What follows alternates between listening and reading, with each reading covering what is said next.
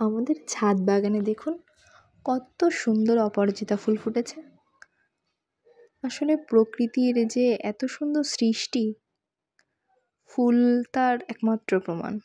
ফুলগুলো খুবই সুন্দর, দেখতে যেমন সুন্দর তেমন এই ফুলের চা খুবই উপকারী। আজকে আমরা এই ছাদের অপরাজিতা ফুল গাছ থেকে ফুলগুলো সংগ্রহ করে আমরা চা তৈরি করব। প্রথমে ফুলগুলো সংগ্রহ করে নিচ্ছি।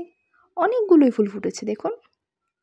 ফুলগুলো দেখতে যে কী সুন্দর, আমার তো খুবই পছন্দ।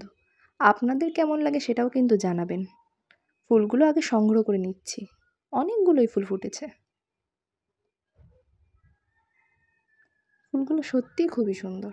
ফুলগুলো তারপরে নিচে এনে আমরা ধুয়ে নেব। তারপরে ফুলের নিচের যে সবুজ অংশটা থাকে ওটা আস্তে আস্তে ছাড়িয়ে নেব, একটু সাবধানে যাতে ফুলের পাপড়িগুলো ছিঁড়ে না যায়। ছাড়িয়ে নেব আস্তে আস্তে, ছাড়িয়ে নিয়ে ভালোভাবে ধুয়ে নেব আমরা, যাতে কোনো ময়লা না থাকে। এরপরে আমরা চা বানানোর জন্য একটা পাত্রে পরিমাণ মতো জল দেব, দিয়ে ফুলগুলো ছেড়ে দেব, দিয়ে ভালো করে ফুটিয়ে নেব। ফুটিয়ে নিতেই দেখবেন ভালো একটা রং চলে আসবে। এরপরে আমরা কাচের গ্লাসে পরিবেশন করব। কাচের গ্লাসে পরিবেশন করলে রংটা খুবই সুন্দরভাবে বোঝা যায়। আর এই চায়ের যে কতটা উপকারিতা রয়েছে তা বলে শেষ করা যাবে না। অপরাজিতা ফুলের চা শরীরের জন্য খুবই উপকারী।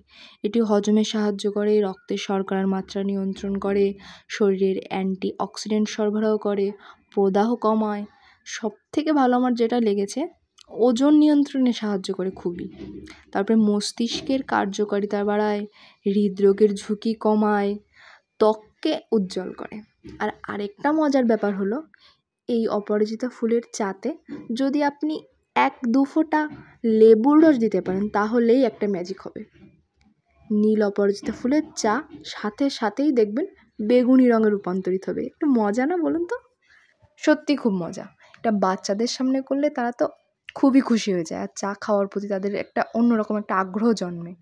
আমার তো নিজেরই ভাল লাগে খুব এই চাটা করতে, নিজে খেতে, আমার পরিবারের লোকজনকে খাওয়াতে খুবই ভালো লাগে।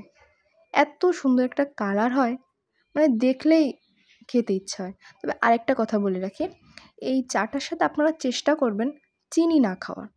যদি নিতান্তই খুবই সমস্যা হয় তাহলে চিনির